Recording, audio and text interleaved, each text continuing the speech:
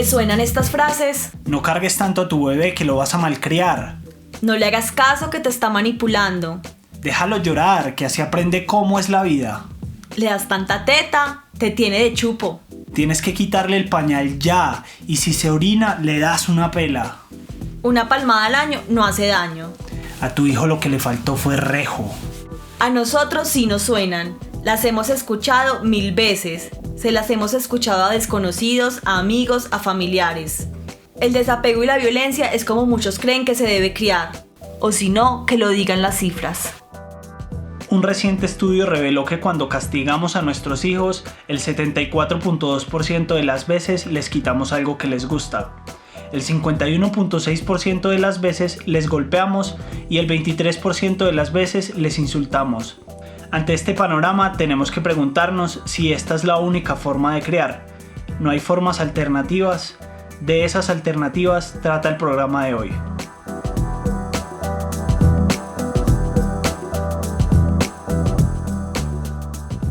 Hola a todas y todos, estamos muy contentos de inaugurar este espacio, el primer episodio de La Mala Mamá Podcast, donde vamos a hablar de crianza. Nosotros nos acabamos de convertir en padres, tenemos un hijo de 2 meses que se llama Nicolás. Y Mafe, antes de que comencemos con este capítulo y este podcast, creo que es importante que aclaremos que nosotros no somos ningún tipo de expertos en este tema. No somos médicos, psicólogos, pediatras o pedagogos, ni ningún tipo de autoridad sobre este tema. Simplemente tenemos un montón de dudas sobre cómo vamos a criar a nuestro hijo y por eso creamos este espacio. Eso que dices, Fede, es muy importante porque precisamente este podcast lo que quiere es hablar con los expertos y que sean ellos los que nos respondan nuestras dudas, nuestras preguntas y por supuesto las de ustedes. Hoy tenemos una invitada muy especial que se llama Ana María Villa. Ella, además de ser mamá, es médica, trabaja dando talleres sobre crianza respetuosa, que es el tema de este capítulo, y acompaña a familias en todo lo que tiene que ver con el desarrollo de los niños. Además, tiene un espacio que se llama Universo de Familias. Bueno, ¿y qué es esto de Universo de Familias? Universo de Familias es un espacio que Ana María creó con Margarita Alviar, una trabajadora social, para reflexionar y difundir todo lo que tenga que ver con crianza respetuosa, crianza consciente y disciplina positiva. Bueno, listo, entonces vamos directo con la entrevista a Ana María.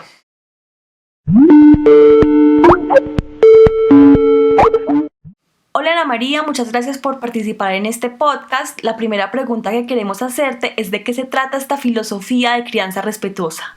Bueno, esta no es tanto una filosofía, sino que es una forma de ver la crianza de nuestros hijos y hacer conciencia de la importancia de respetarle al niño no solamente los ritmos y los espacios en su familia, sino también en todos los entornos. Entonces, de hecho, a mí el término de crianza respetuosa no me parece muy adecuado porque se queda cortico en lo que tiene que ser no solamente la crianza, esto se debe trasladar a todos los espacios sociales, en los espacios de salud, o sea, todo lo que tenga que ver con el cuidado de los niños y a los cuales los niños tengan que estar en contacto, pues siempre debe haber un respeto, eso es lo mínimo.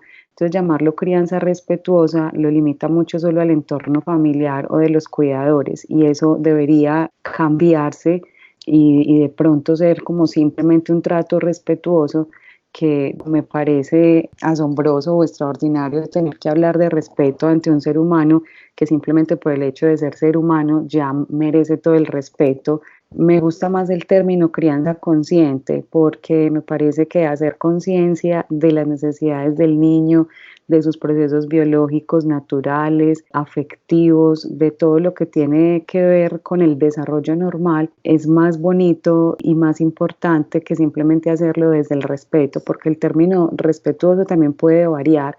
Hay familias que lo toman crianza respetuosa desde el punto de vista del adulto y se pierde esa mirada desde el niño. O sea, estamos hablando de respetuoso es teniendo en cuenta las necesidades del niño, no las del adulto. Estamos tratando de retomar esa mirada niñocentrista que es la que debe prevalecer socialmente y no la del adultocentrismo en el que vivimos hace mucho tiempo.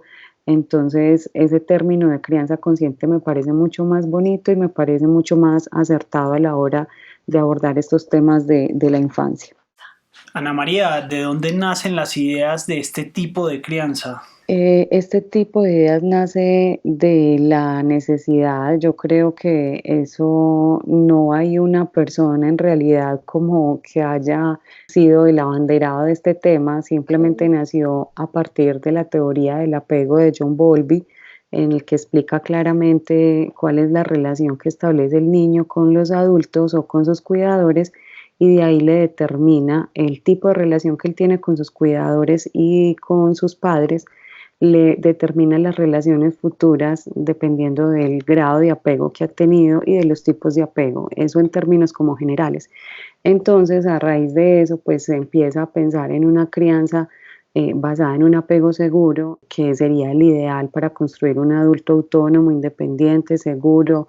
Entonces se le empiezan a dar diferentes nombres y dentro de ellos le dan el nombre de crianza respetuosa, que se ha generalizado un poco y que a veces se ha malinterpretado también, porque cuando se habla de este término hay algunas corrientes que se han ido a ciertos extremos de falta de límites, de falta, que lo entienden como si fuera una permisividad constante con el niño, pues y resulta que no, el respeto es simplemente respetarle sus necesidades desde todo punto de vista. Entonces, de ahí fue que nació pues como toda esta corriente, por decirlo así. Ya que hablas de los tipos de apego, quiero preguntarte por la crianza con apego. Digamos que esta crianza tiene como tres pilares fundamentales, que es el porteo, la lactancia materna y el colecho. ¿Es necesario dar teta, dormir con el bebé y portearlo todo el día para crear un apego seguro? La crianza con apego se trata de tratar de establecer ese vínculo con el bebé desde el apego seguro. Y el apego seguro no implica única y exclusivamente portear al bebé, dormir con él, lactancia, sino que se puede hacer incluso con el tetero de fórmula, se puede hacer incluso el bebé sin tener que dormir propiamente con los padres, hacer colecho, no necesariamente esas cosas, sí siempre responder a las necesidades del niño. Es decir, si para nosotros como familia decidimos que el bebé no hace colecho, pero sí hace cohabitación con nosotros, entonces eso implica que la mamá o el papá o ambos van a responder siempre a los despertares nocturnos de forma inmediata, oportuna. Eso construye un apego seguro.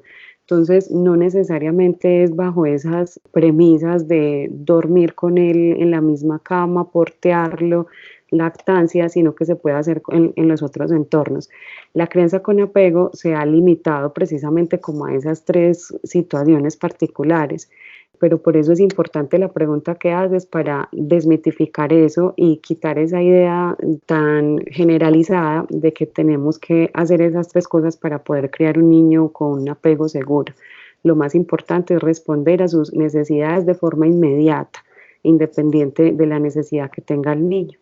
Esta pregunta te la hago porque personalmente me cuesta mucho portear a mi bebé, entonces a veces pienso como, bueno, si no lo estoy porteando, entonces no voy a generar un apego seguro. Sí, obviamente el porteo facilita muchas cosas y hace que la conexión sea mucho mayor. No es lo mismo tener el contacto físico propiamente a tener el niño en el coche, pero si vos vas con tu niño en el coche en la orientación adecuada, siempre mirándolo a él, siempre con los ojos puestos en tu bebé, las necesidades van a estar cubiertas.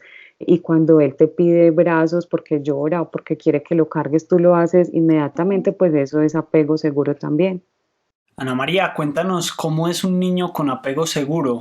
Lo que pasa es que es difícil caracterizarlo cuando están tan chiquitos porque eso se va construyendo desde el vientre, desde que nacen, pero un niño con apego seguro normalmente es un niño escuchado, es un niño comprendido desde todo su punto de vista, su lenguaje, que sabemos que no es un lenguaje en palabras, sino que es un lenguaje que habla de mil maneras. Entonces habla con los gestos, habla con el llanto, que es su principal forma de comunicación.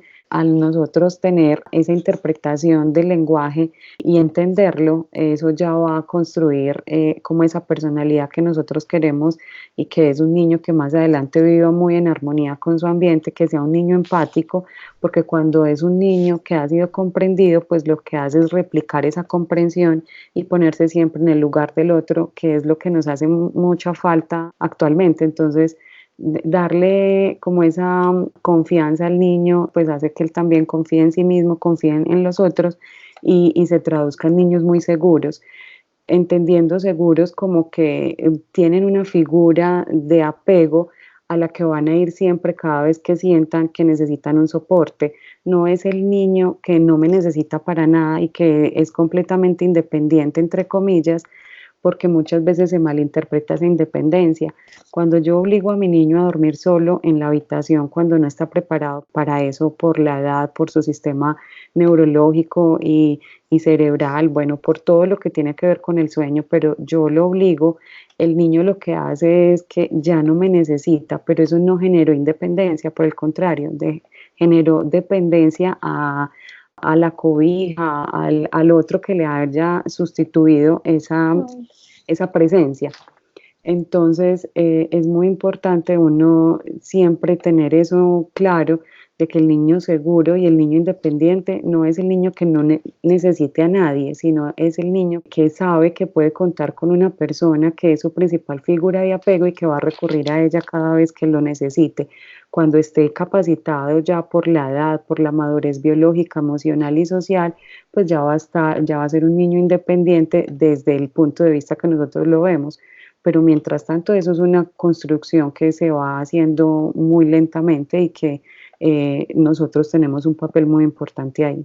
Bueno, cambiando un poco de tema, quiero preguntarte por una publicación que hicieron hace poco en el Instagram de Universo de Familias. Esta dice crianza libre de premios y castigos. Dime si esto es posible porque vivimos en la cultura de si hacemos algo malo nos van a castigar y de si hacemos algo bueno nos van a premiar, lo cual nos encanta.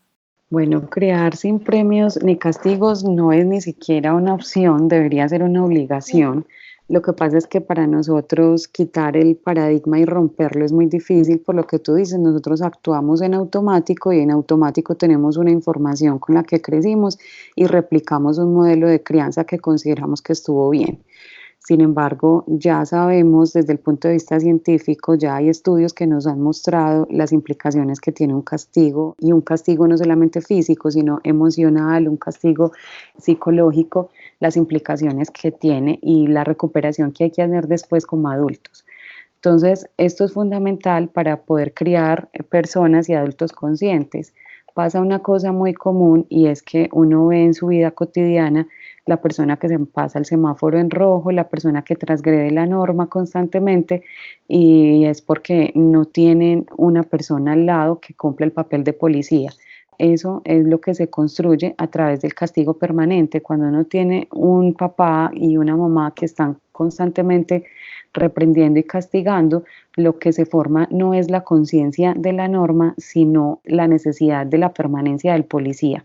Entonces, cuando no está el policía, cuando no está la cámara, cuando no está el agente de tránsito, yo me transgredo esa norma. Entonces, no construí una conciencia alrededor de esa norma, sino que construí la necesidad y dependencia del policía.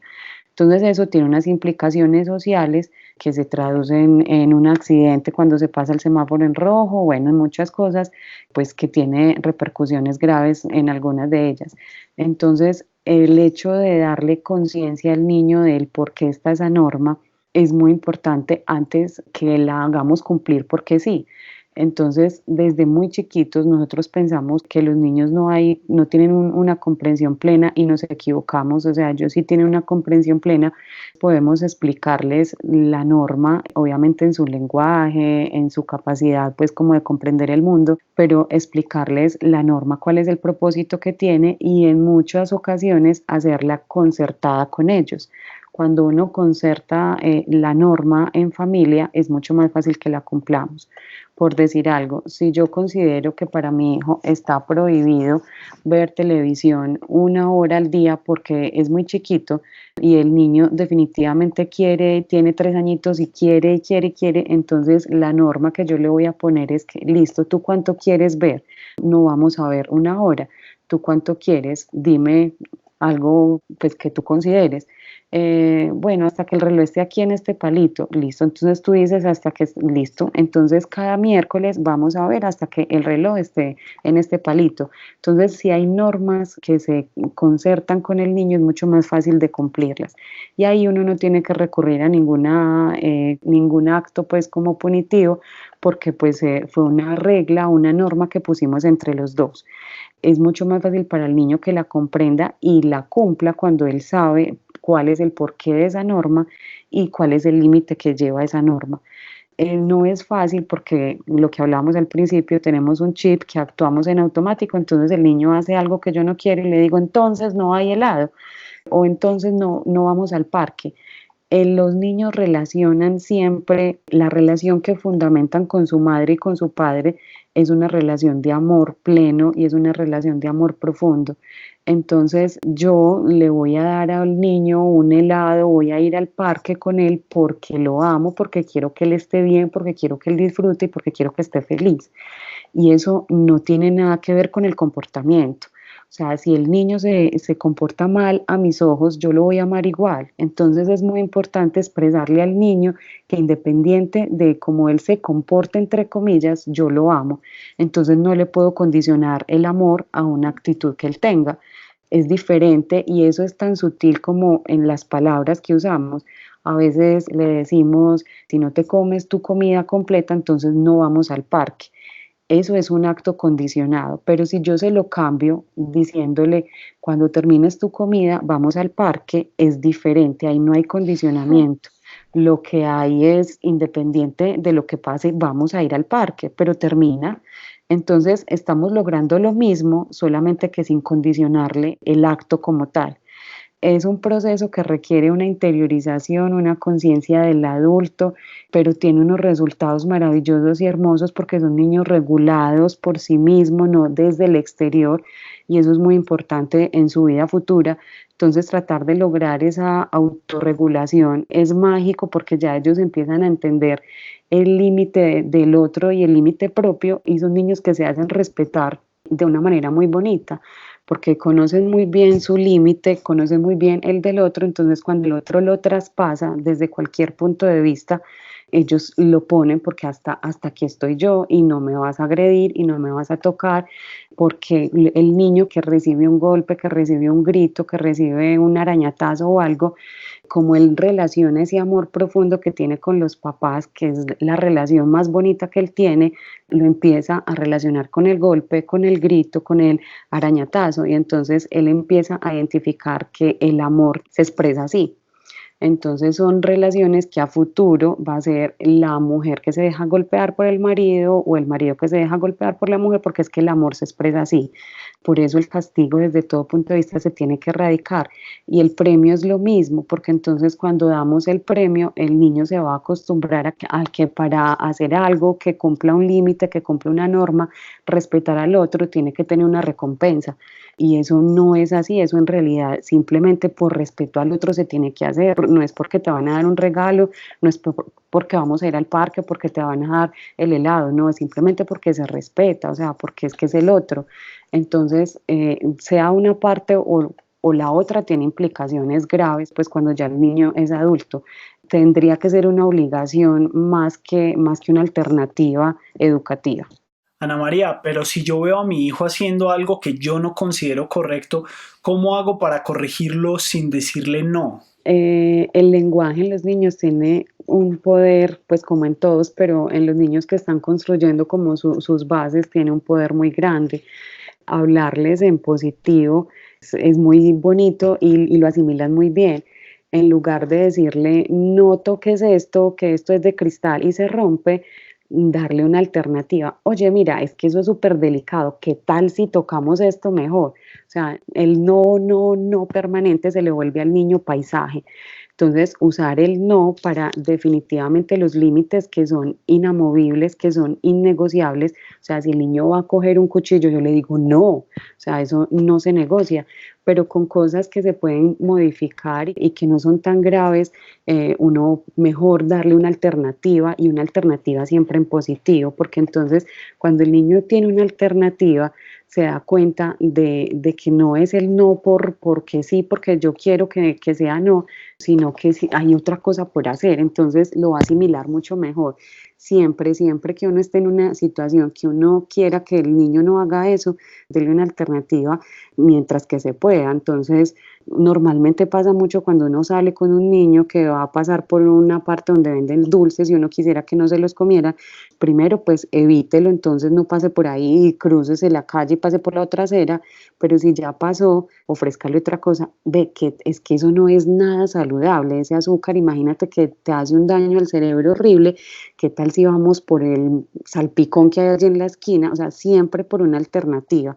Si le decimos no, el niño se va a ranchar ahí, obviamente porque él tiene, su cerebro todavía no está tan maduro como para que haga el raciocinio completo. Entonces yo creo que siempre hablarle en positivo al niño tiene unas implicaciones y eso funciona súper bien, le facilita a uno mucho la vida, requiere un poquito de creatividad de los papás, a veces a uno no se le ocurre qué alternativa darle, pero en la medida en que uno va usando esta estrategia y la va usando y la va usando, se le vuelve cada vez mucho más fácil y mucho más fluido. Con mis hijas lo que hago es que la palabra no prácticamente no existe y cuando yo necesito usar una palabra para decirles que no lo deben hacer, yo les digo peligro y se paran paralizadas como que si es peligro, me quedo quieta. Entonces, para evitar ese no permanente, el no permanente y el peligro solamente lo uso en situaciones reales de peligro, o sea, si van a cruzar una calle, peligro, y se paran. Es importante no gastar esa autoridad. De hecho, por ahí Carlos González, el pediatra español, dice mucho, la autoridad es como la plata, si usted la usa mucho, la gasta completamente, entonces úsela en realidad cuando sí la necesita, cuando haya algo que ponga en riesgo la vida del niño o la integridad de otra persona, o es una cosa que va a coger y es supremamente costosa que no la podemos pagar, entonces, bueno, póngale el límite, pero no la gaste permanentemente con un no, no, no, no, no, porque no tiene sentido, se le gasta y se acaba. Yo en estos momentos, mientras doy teta, me estoy leyendo Bésame mucho de Carlos González y sinceramente siento que es esclarecedor y que todos los nuevos padres deberían leer este libro. Es revelador total y lo deberían leer. Yo creo que todas las mamás que tienen sus hijitos de días, de meses, aprovechar esos espacios que tiene uno en esa época para leer ese libro, porque a veces hemos hecho el intento de darlo, por ejemplo, a las mamás en embarazo y como no tienen las necesidades ya establecidas con los hijos y el montón de dudas que surgen cuando uno, pues cuando ya nace el niño, el libro como que, ay, sí, qué tan chévere, pero pues Pero no no. tiene el impacto que uno quisiera. Pero cuando ya nace el Sí. bebé, que uno tiene mil dudas y que está todo revolcado patas arriba, entonces ahí es que el libro le da a uno una información reveladora. Sí, mi bebé tiene 2 meses y para mí fue como, pucha, voy a cambiar un par de cositas que estaba haciendo. No, pues eh, imagínate lo que fue para mí, yo supuestamente médica, pues que uno supuestamente tiene un montón de conocimiento y es hace de cuenta que no conociera nada, que no supiera nada, porque pues desafortunadamente la formación que tenemos en este lado del mundo es una información netamente conductista y entonces es completamente copiada de los Estados Unidos y entonces yo decía no voy a lactar sino hasta 6 meses y eso pues que mucho, que va a dormir sola en su cama desde la primera noche, no mejor dicho pues porque nos han hecho pensar que es que así se crían los niños independientes. Y yo después con esa necesidad, o sea, nace la niña y yo con ese instinto a flor de piel, yo sentía que tenía que estar conmigo, que tenía que darle teta todo el tiempo y te dicen, no, es que la teta se da cada 3 horas, cada 2, 3 horas y ya no más. Y yo con la necesidad de pegarla todo el tiempo, pues es una cosa súper tenaz y encontré a Carlos y fue revelador. Yo, Dios mío, ¿qué es esto? Entonces ahí fue que me enloquecí con el tema. Y yo creo que ni en toda la carrera leí tanto como esos primeros meses.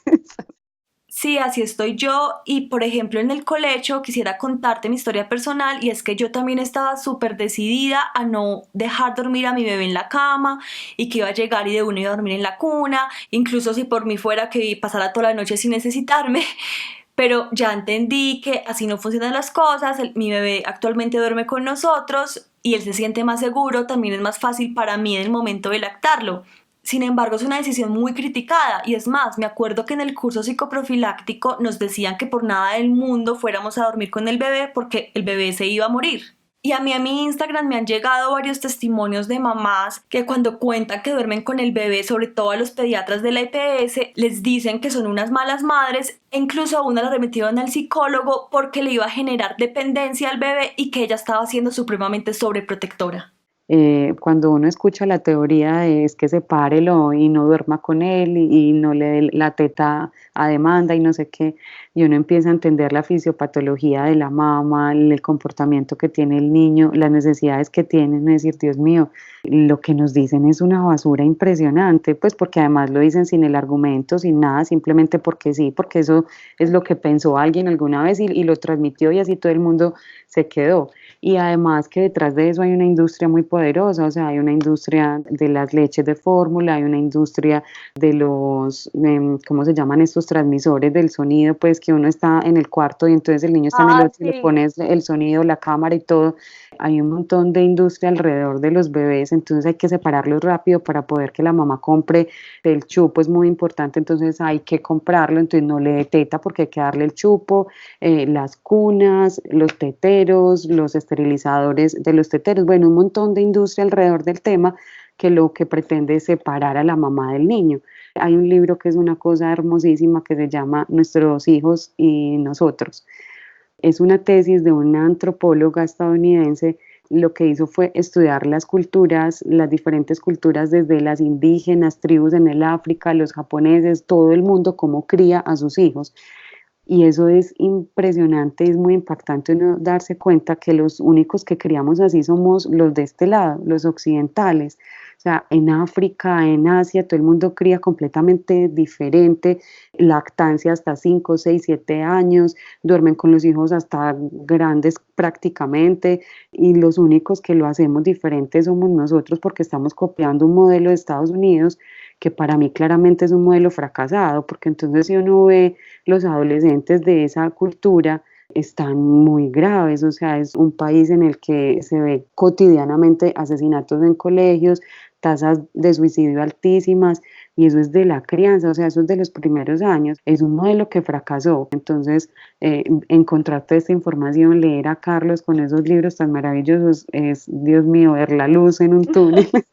En este punto a mí me gustaría mucho mencionar un apartado del libro de Carlos González de Bésame Mucho que dice: con nuestros hijos debe primar lo ético y no lo útil. Por ejemplo, es más útil dejar llorar a un niño en la cuna hasta que se duerma en la medida en que aprende más fácil a dormirse, pero esto es reprochable en términos éticos. Y pues cuando yo leí esto dije, sí, es verdad. No, Sí. porque de hecho el dejar al niño llorar en la cuna solamente beneficia a una persona y es al adulto, no más. Al niño No. claramente no. Entonces volvemos a lo que te decía al principio, estamos en una sociedad adultocentrista. Entonces la mamá está cansada, entonces tiene que dormir de corrido, entonces déjelo llorando allá. Algunas se ponen hasta tapones y dicen no No. póngase para que no lo escuche y él se cansa y listo y se calma. Y después es que eso tiene implicaciones muy graves, eso deja unas huellas en el cerebro muy graves que después en la adultez o en adolescencia el niño quiere hablar con sus padres, pero si no se sintió escuchado desde esos primeros días de vida, pues no va a recurrir a, pues, a los papás. Entonces son papás hablando, pero es que yo quiero que me hable de los problemas que tiene, es que está aislado, ¿cómo te va a hablar si no, cuando te necesito, no estuviste ahí, se acostumbra a que no estabas y listo? Son familias que son felices, no, mi hijo duerme la noche entera porque yo hice ese método en que lo dejaba llorar allá y qué felicidad para la mamá que pudo descansar. Yo lo equiparo mucho a otra cosa que les digo a las mamás y ellos, hágase de cuenta que usted está cansada de cargar a su bebé porque pesa mucho y tiene 4 meses, entonces lo va a poner a caminar forzado porque usted está cansada. A nadie se le podría pasar eso por la cabeza, dice, pues obvio que no, no está listo, el músculo no está listo, igual es el sueño, cuando no está listo para dormir la noche completa, eso es que su cerebro no está listo, entonces es igual, así la mamá está cansada de cargarlo, pues busquemos alternativas, pero no es ponerlo a caminar a los 4 meses, lo mismo que el sueño, si la mamá necesita un descanso, hay que buscar alternativas en el entorno, es que nosotros ahorita hacemos una crianza muy solos, hacemos una crianza que es prácticamente la mamá sola con el papá por fuera y la mamá con el niño tiempo completo solos.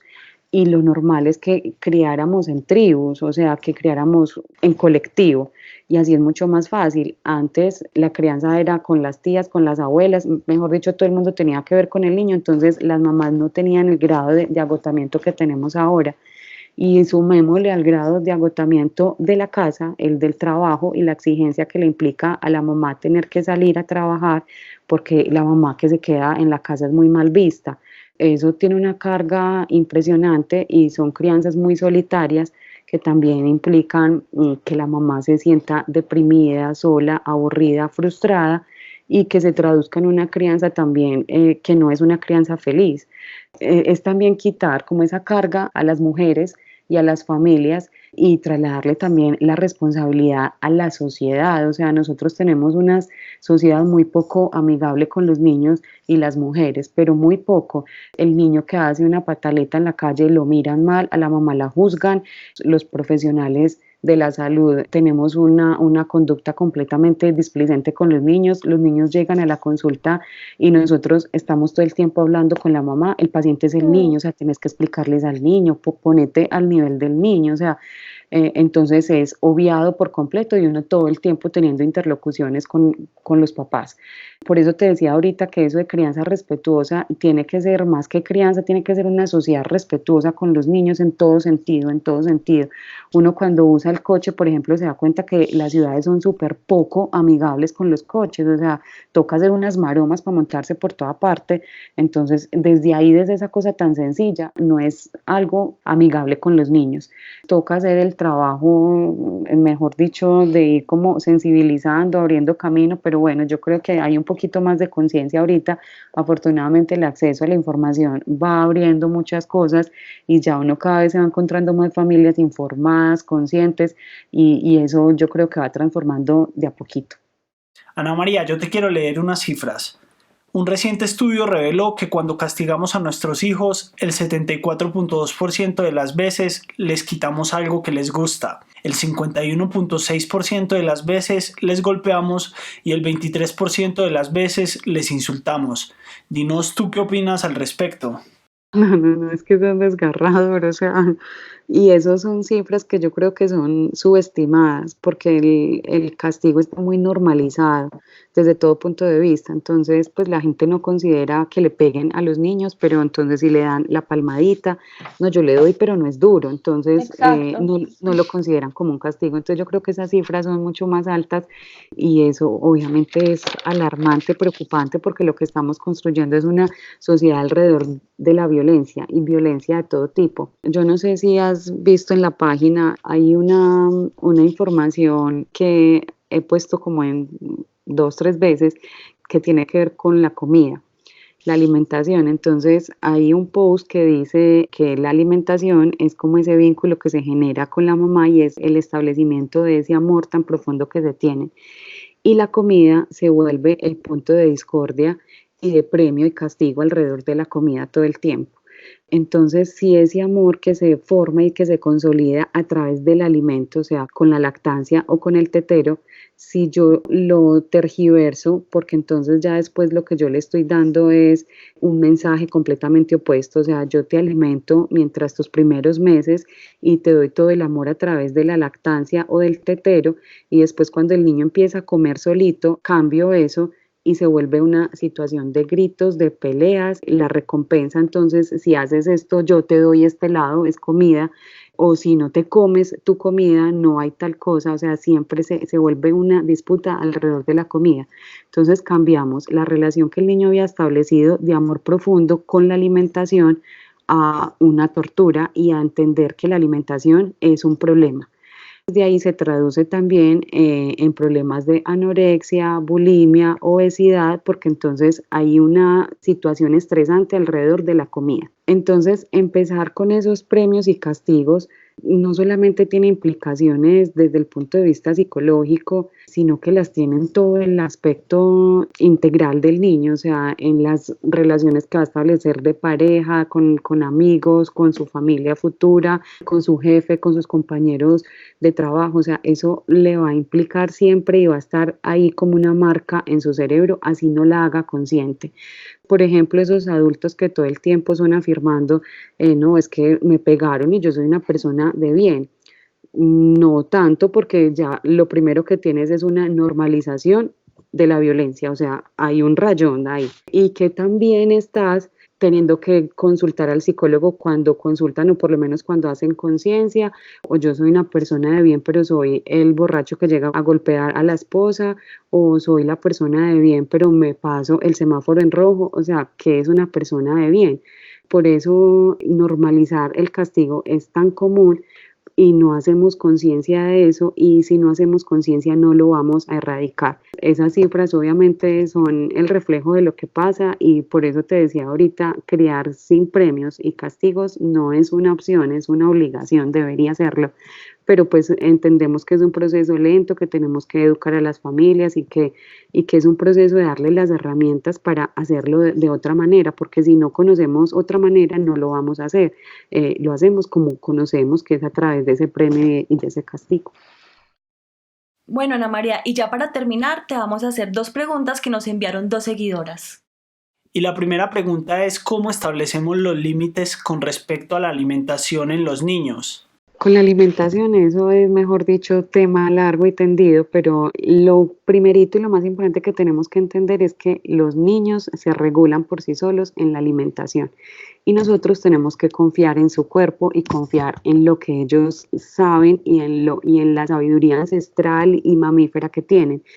Entonces, si nosotros le damos al niño el poder del control sobre su cuerpo, no nos vamos a tener que estresar por la cantidad que comió, por lo que comió. La obligación que tenemos nosotros como adultos es ofrecerles alimentos saludables. Es lo único que tenemos que hacer, y ya ellos escogerán la cantidad y el alimento. Si nosotros nos quitamos esa idea de la cabeza de que ellos tienen que comer una cantidad que ya está establecida y que es lo que nos dice el pediatra y eso, nos vamos a quitar problemas de encima. Los niños no comen de forma lineal ni cantidades estandarizadas, nada de eso pasa. Lo que pasa es que estos niños lo que hacen es que van escuchando su cuerpo, y en la medida en que lo van escuchando, se van dando cuenta que su cuerpo, cuando va a tener picos de crecimiento o cuando va a tener un hito del desarrollo importante, va a requerir mayor energía, por lo tanto son periodos en los que van a comer mucho más. Cuando tienen una velocidad de crecimiento que disminuye, que eso pasa alrededor del año, las necesidades energéticas, nutricionales cambian y los niños empiezan a comer menos. Entonces el niño que venía comiendo súper bien durante esos primeros meses, después del año empieza a disminuir y la mamá empieza a preocuparse, pero es que si comía súper bien, ya no quiere nada, ya no come nada. Y resulta que no es que no coma nada, sino que su velocidad bajó, porque nunca va a crecer en su vida como creció el primer año, y ya ahorita va a crecer mucho menos, entonces va a requerir menos comida. Cuando tenemos una expectativa alta, entonces empezamos a tener problemas con los niños, porque tenemos una expectativa de que el niño debe comer una cantidad y resulta que es nuestra expectativa, no la necesidad del niño. Entonces nos ponemos unas metas muy altas que no son capaces de cumplir los niños. Lo primero, a la hora de darle una porción a un niño, nosotros tenemos que tener en cuenta que el estómago del niño es más o menos equivalente a su puñito, o sea, es muy chiquito. O sea, si el niño tiene 1 añito es muy chiquito, si tiene 3 es un poquito más grandecito, pero es el tamaño del puño. Entonces, el de un niño de 7 meses, 8 meses, que apenas están empezando a comer, se va a llenar con 3 arroces y una tira de pollo. Ya, eso es lo máximo que va a comer. Entonces, esa expectativa la tenemos que bajar. no solamente por la cantidad que ellos comen, sino por las necesidades que varían dependiendo del crecimiento y porque cada niño también es individual. Hay unos niños que comen más, otros que comen menos, entonces no podemos cumplir con las dietas que nos manda el pediatra, que le tiene que dar 5 centímetros de puré de papa, no, porque cada niño es diferente, no sabemos, este es el que más come, este es el otro, pero en esta época, si un niño tiene disponibilidad de alimentos, no va a haber desnutrición. O sea, la desnutrición es un caso muy severo en situaciones de escasez extrema y en situaciones de guerra, por ejemplo, de hambrunas, pero si un niño tiene disponibilidad de alimentos, así sean muy básicos, así sea un arroz con un huevo, papas y agua panela, no se va a malnutrir, mientras que se los dispongamos adecuadamente. Entonces es quitarnos como esa angustia alrededor de la comida. La comida es uno de los principales actos que tenemos de confianza hacia el niño y de permitirle que el niño escuche su cuerpo. Normalmente cuando uno le permite al niño que ingiera la cantidad que necesita, el alimento que necesita, es un niño que empieza a entender su cuerpo y a conocerlo, a saber cuándo tiene que comer más, cuándo menos, y eso se traduce en no solamente en el campo de la alimentación, sino también en otros, por ejemplo, en el control de esfínteres, porque el niño ya conoce su cuerpo, lo conoce, entonces ya empieza a escucharlo también a la hora de la necesidad de la micción o del popó. Entonces, esos dos poderes que le entregamos al niño, el de la alimentación regulada por él mismo y la despañalización regulada por él mismo, lo que va a hacer es que el niño va a conocer tanto su cuerpo que es muy poco probable que llegue a presentar obesidad. Es un niño que va a poner límites cuando una persona va a transgredir su cuerpo. Los niños a los que se les embute con la cuchara, a los niños que se les pasa ese límite que ellos ponen, que ellos mismos tiran la comida con la boca y uno insiste, son niños que normalmente cuando un adulto o una persona los toca en las partes que no se deben o los violan, por ejemplo, no entienden qué pasa porque simplemente se acostumbraron a que el cuerpo no es de ellos, el cuerpo es del otro, el otro lo interviene, el otro lo toca como quiera, porque su mamá que lo ama lo hacía desde el principio, lo intervenía, le metía cuando él ya no podía más con la comida. Entonces esos dos actos son fundamentales para que el niño entienda su cuerpo y lo conozca.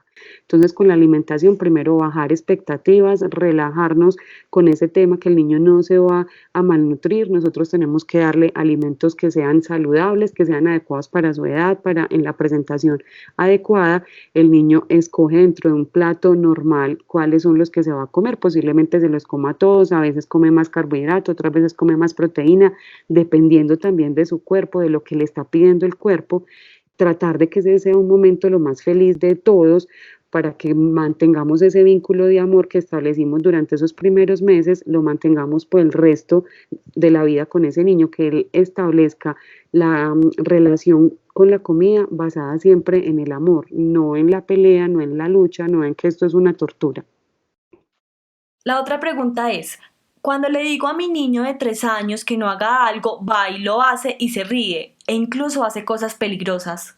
Primero, darle alternativas al niño, evitar el usar esa palabra no repetitiva y constante, mejor darle una alternativa, hablarle siempre en positivo, explicarle por qué él está poniendo en riesgo la vida de él o la del otro, hablarle siempre desde la empatía y desde el sentimiento que le genera al otro.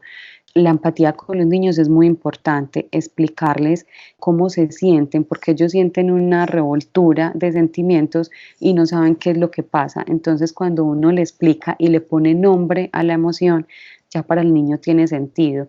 Entonces, a los 3 años uno puede claramente decirle a un niño, yo sé que quisieras irte a tirar por allá, yo sé porque te parece atractivo, pero imagínate que allá hay un vacío y si te caes te va a doler muchísimo, te vas a porrear.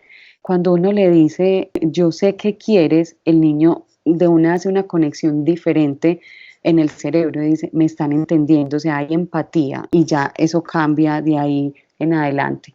Yo sé que te sientes triste, sientes rabia porque no puedes coger esto, yo también sentiría rabia, o sea, también explicarle desde mi punto de vista, Funciona mucho, por ejemplo, contarles anécdotas de cuando uno era niño. Imagínate que cuando yo estaba pequeña, así sean inventadas, pues como porque uno tampoco recuerda su infancia completamente, pero nada más con decirle, imagínate que cuando yo estaba pequeña me encantaba salir y correr y tirarme por los árboles y una vez me caí súper duro, me aporrié.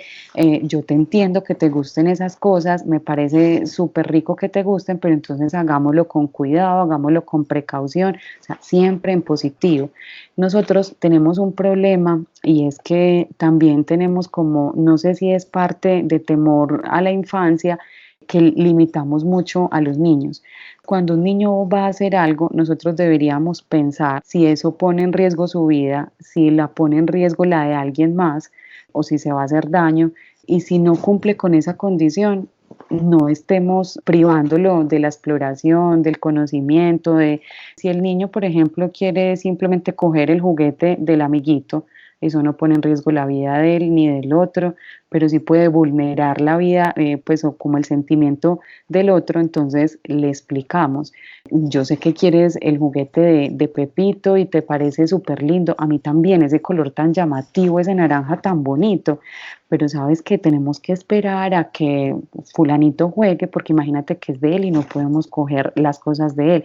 ¿Qué tal si esperamos mientras tanto haciendo esta torrecita de tal cosa? O sea, pues mientras que él lo suelta, o sea, siempre dándole una alternativa, pero explicándole el sentimiento de él y explicándole el sentimiento del otro. Cuando uno va a poner una norma de decir no hagas esto, yo siempre pienso, eso cambia el mundo, pone en riesgo la vida de él, del niño, de alguien. No, entonces hágale, pues cuál es el problema. Y reservar para esos casos el no, en los que en realidad sí pone en riesgo la vida de él, de alguien, o va a cambiar el mundo, pues como de una forma muy dramática, en ese caso sí. De lo contrario, dejémoslos explorar, porque es que somos a toda hora poniendo unos límites que no tienen sentido, o sea, pongamos límites reales.